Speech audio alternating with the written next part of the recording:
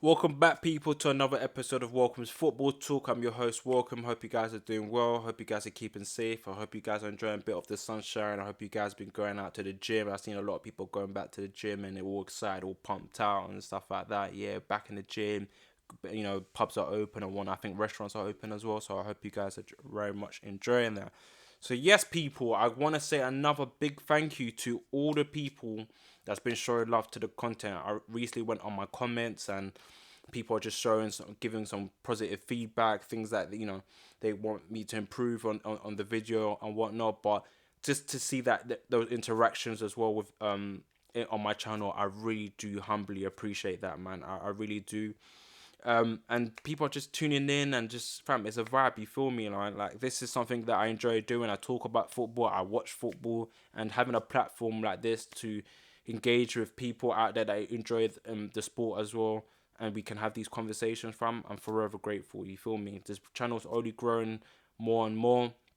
The views don't mean nothing to me. If it means that people are tuning in and watching it and just taking a vibe, taking an interest, fam, I'm good to go. You feel me? So once again, a big thank you and I appreciate y'all. So yeah, man, let's get straight into it. This is my Liverpool versus Real Madrid match preview. Liverpool will host Real Madrid at Anfield for the second leg. We have to turn down a deficit of 3-1.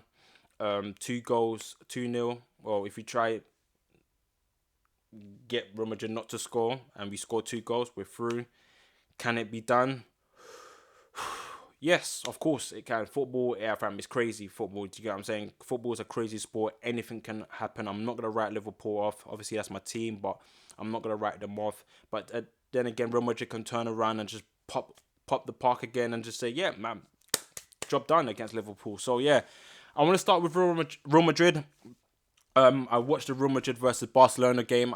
Real Madrid won 2-1. I think it was 2-1. Yeah, 2-1. Benzema got on the score sheet with a flick on. Keeper definitely should be saving that. But Benzema, I was just saying, like, to one of my friends, boy, like, this guy's football brain is on par.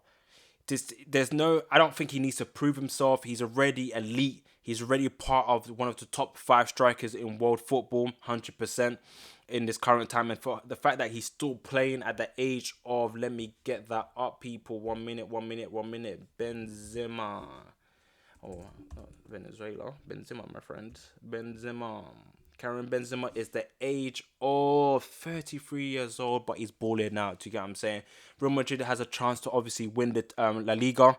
Obviously, they turned it around. I was watching a podcast called Armchair Gaffers. SB mentioned that obviously there was a time where Real Madrid was like, oh, they're a bit shaky and whatnot. But SB mentioned that when it is crunch time, Real Madrid just turn up a notch. You feel me? So when it's time, apparently that April May time, they're just like, yeah, let's just up the ante and let's get the 3 points or let's get through to the next round. You feel me? So they have that class, they have that mentality, and rightly so, because if you've got the likes of Modric and Kroos and Casemiro, these are players that have won trophies. They know about this tournament. It's bread and butter for them as well. Like, these are mentality giants. We're like, as much as Liverpool has won the Champions League and we have history in it, we're still babies to this compared to the likes of Modric and Casemiro and Kroos. Look at what Kroos done during the first leg. A ping in his first half across the field. Vinicius touched it down and scores. Fam, that comes with football brain. These men don't run. You feel me? Like the likes of Kroos, Modric, and Casemiro, these men don't run. For a team like Liverpool that has gone blazing, pressing, heavy metal football, we meant to be pressing like Kroos. Kroos should have never, gave that long ball to Vinicius. He should have never done that. Jota should have been pressing. Salah should have been pressing. Bam. But no, man just got the ball, strolling, and just went, pow! Vinicius touched it down. Boom. Goal. So Real Madrid are obviously on par. They definitely have history with this. Zidane is obviously a top coach. I've said in my last video, Zidane is not the guy. He's a tactical masterclass. I think he's changing a bit because obviously he got a lot of injuries and obviously the COVID season as well. You kind of have to adapt in this new kind of circumstances. But yeah, he had to adapt. So a few tactical changes, but Zidane's that guy who will say, like, listen, I've known about these trophies, I know about these tournaments, fam. I can motivate you guys to do this, to play, and especially when you got players like who already know this tournament. it works hand to hand. It takes two to tango. So Real Madrid obviously above class. 100%. Does Real Madrid have a chance of winning this game? Absolutely. Like I said, Real Madrid can go into Anfield and just make a mockery. Atletico Madrid, came to our ground as well, and that's the likes of Van Dijk, Gomez, Salah, Trent, Robbo. The first 11, and we got pumped out. Some could argue we're trying to reach out for Prem, but I'm always going to say a competition is a competition. Whether or not it'll be the Carabao Cup or to the Champions League, a cup is a cup, and you should give it 100% all the time. You feel me?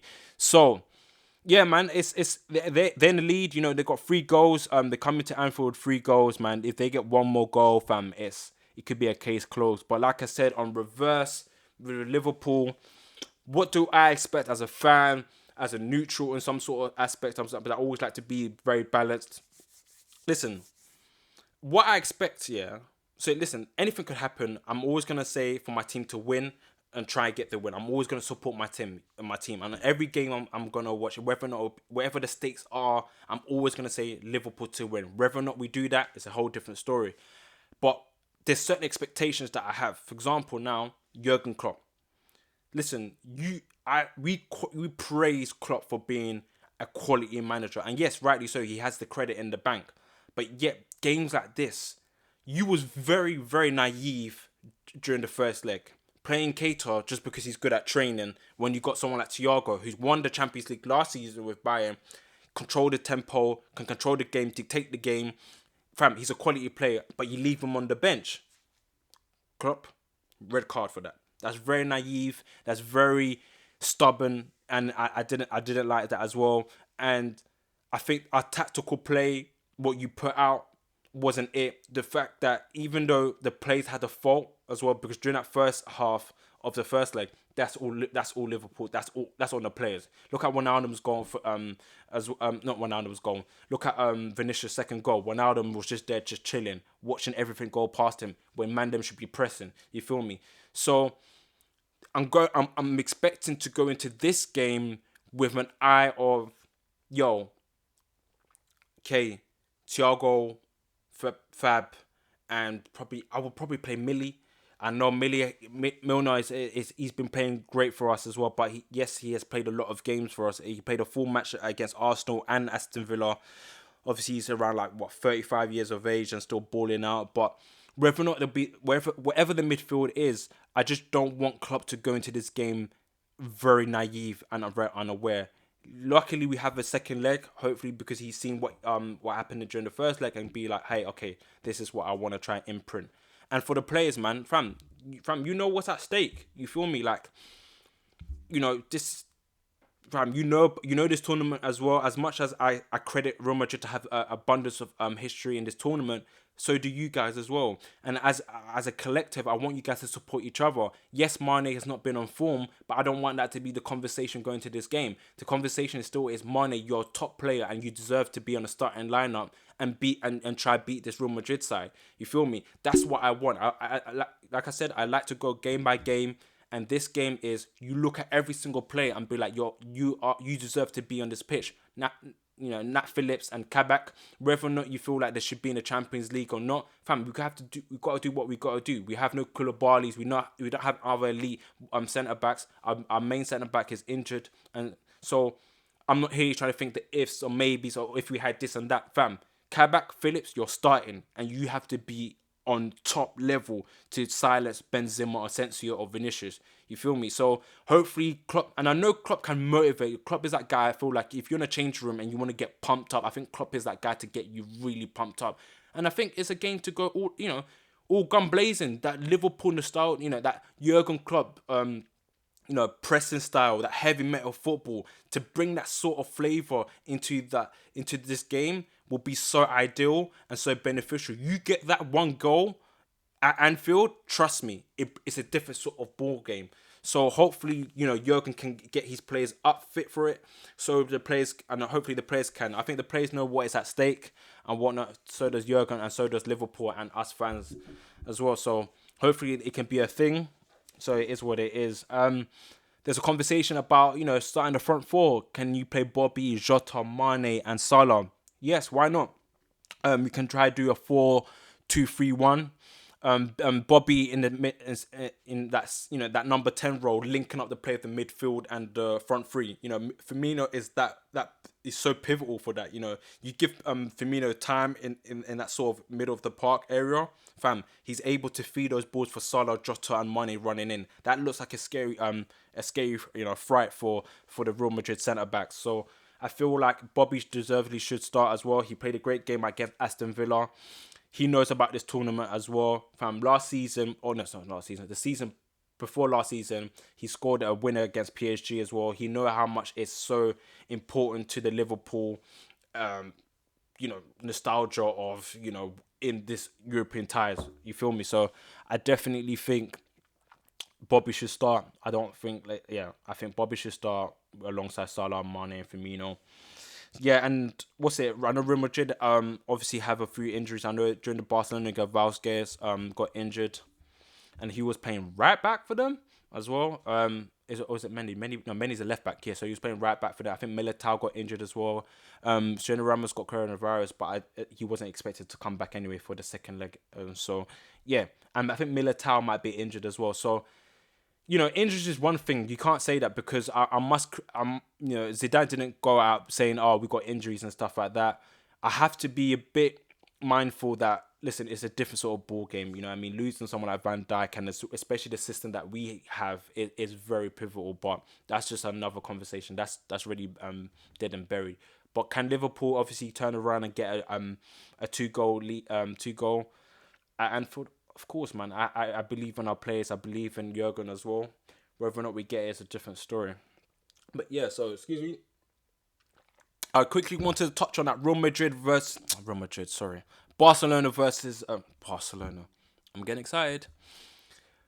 PSG versus Bayern Munich. I watched the game yesterday and I just have to touch on it. What a beautiful game that was. I really enjoyed it. For as a neutral, obviously I do occasionally watch PSG time to time. I'm a big fan of PSG as well. But I'm a fan, but I'm not a fan. To me, PSG don't really have a style of play.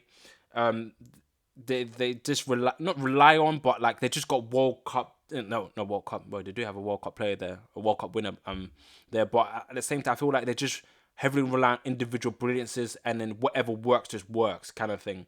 I kind of watch Ligue 1 to see what teams can do against PSG sometimes, because PSG as well, whether or not you say it's a farmers league or not, I do feel that PSG they know the league inside out, and they're just whatever.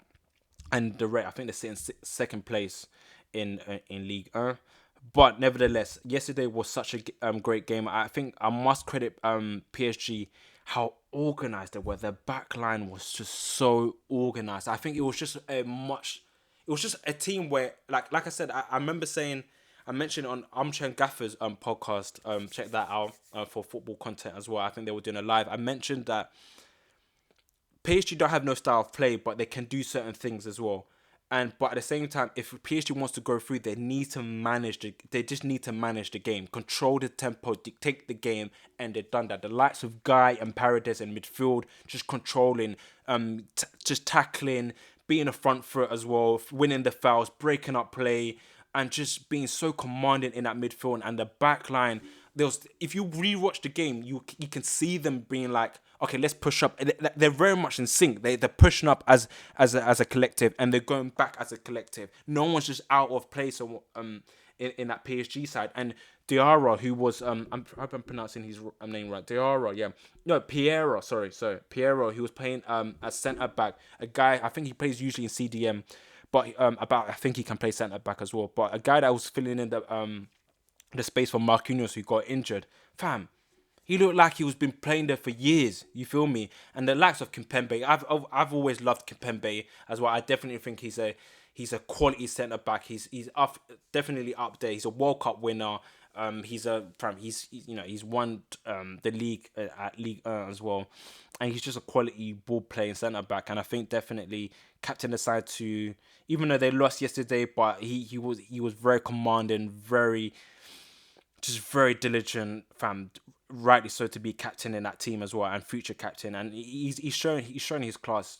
He's shown his class, and definitely showed that yesterday. Keylor Navas as well showing his class as well. Man, I think PSG was just so very much dictating the game. Because I didn't want to. I know the likes of Di Maria and Mbappe and Neymar. Like, I know they had a couple shots on goal which they should have buried, but I know what they can do. But I just wanted to see the back line without Verratti being on the side, without Icardi as well, and without Marquinhos. But I wanted to see how much they will be organised and very much prepared to manage this game alongside a game against Bayern Munich, who was trying, man. That Bayern Munich tried, they gave their best, and they got a goal, but it wasn't for them. I want to highlight Leroy Sané and Kingsley Coman. Gnabry was not part of the game. I think he's injured or got COVID. There was a lot of players that were just out for Bayern Munich, which was a bit of a shame. And obviously the talisman Lewandowski was not there as well. But they did try. Kimmich was playing those balls and whatnot. But yeah, Kimmich was playing those balls to Leroy Sané, but I was like, Sané's not that guy to run to balls. You have to, like, it's ball to feet with Sané, and should drive on to drive out at players as well. But I feel like I'm not sure. I don't want to say Leroy Sané has lost it, because in 2 weeks' time or whenever he can just change his game, but he just seemed nullified. He just seemed. There's a couple chances that he had. I felt like Leroy Sané on another day, the Leroy Sané that I've seen at Man City, he was burying those chances, and he just seemed. Yes, he had a lot of the ball. He was really driving out of place, but he seemed quiet. And I'm saying quiet because the Leroy Sané at Man City, fam, I remember the Leroy Sané ripping Trent to pieces, man. Fam, I'm like, Leroy Sané is such a quality player that I felt that this game here, he just wasn't it. I saw something about someone mentioned about Kingsley Coman. He's Adama Traore without the gym membership, and I was cracking up, and rightly so. He tried his best. He got the winner last season in the Champions League final to win Bayern Munich the Champions League, but yet again fell short today. And Paredes and Guy. And I think their right back, I can't remember who was playing at right back. Dagba had Coman on toast, man. They just like, sit down, bro. You're not really getting past anyone here, my G, bro. And that was it. Kimmich tried as well. I like Kimmich. I'm a big fan of Kimmich as well. But also as well, he was spraying balls too much as well. I was like, can't you see that Sané's probably Sané's not really trying to run for those balls. Try to give him to ball to feet, and it wasn't really it. Apparently Bayern Munich has that status in Champions League. It's one of those things where they say, if you don't win the Champions League with Bayern Munich, or you don't reach to the final, you're seen as a failure. Or Flick, obviously, he's definitely he's very well known in the coaching scene with Bayern, with Germany. He's probably going to run away with the Bundesliga, but you would think that, in the Champions League as well. Obviously, he won it last season, but I think he felt short. I think the players tried his best. I think as a manager, he tried, tactically and motivate his players as much as he can, but it just felt short. And they paid a price as well for losing now. So it was a bit sad to see Bayern Munich, because I was like, as a neutral, I wanted just to see whether or not Bayern Munich can reach to that set or potential even without Lewandowski. And I really wanted to see Sané. I think I'm a big fan of Sané. I think he's a quality player, but even then he just wasn't it. And I must credit even PSG. Even when Baka came on, Baka's like, how old is he? I don't know really much about him. I know he's Dutch as well, and he's only 20 years old, but he had Sané on toast as well. He got grips into the game, and obviously kept a very organised line. It was just, fam. It was like I said, I can't just fault Bayern Munich, because PSG also as well. They very much controlled the game, and it was a very entertaining game. And you just think, what if Poch was backed by Daniel Levy at Tottenham Hotspur, you would just think, what could have happened, because Poch is a good manager. There's no doubt about it. He loves his relationships as well. He can build on that. He can really motivate you. And obviously, yes, he does have what, but this is what happens when Poch has a world class player. This is what happens when you back your manager. This is what happens when you obviously he's still into the job as well, but this is what happens when you're also respected and also you have respect for your players. You give him trust. Look at Moise Kean. He wasn't getting a looking at Everton as well. His stats wasn't that great, but look what he's doing at PSG as well. I think that's due to Poch giving him faith and giving him time as well. You feel me? There's even talks about Juve trying to bring him back. I feel like he should just fuck off Juve, because I don't think they treated him. It was even a surprise that they even let him go as well. So even though Moise Kean's on loan, but he's so impactful in that PSG side as well, and it's just bringing him so much confidence, and it's nice to see that Moise Kean is getting a look in, because I have faith with these young players as well, and especially like someone like Moise Kean. You think he's definitely a talent, and yeah, and Poch, man, look what he's doing. He's been at the final. um he's been at the final. He's definitely a good manager. He was touching second place, third place when he was at Tottenham Hotspur. And that's not him being backed. But you got Mourinho, who's down in the gutter with Tottenham. So you could just imagine like how much Poch is like, how much you can see that Poch is a very much good manager as well. Whether or not like he did, he brought a team to the final without being backed and with mediocre players. Fam, could Poch win the Champions League with PSG this season? Fam, I'm not writing Poch off. I'm not writing PSG off. It definitely can. But if Liverpool's still in it, Liverpool's winning the Champions League. But yeah, it's very much that. So that's what I wanted to touch on. Liverpool will host Real Madrid at Anfield, 8 o'clock tonight on BT Sports. Let's hope we get the win. My match reaction will either be after the game or tomorrow, and we'll just see, man. Like, yesterday was a good game. Man City and Dortmund are playing as well today.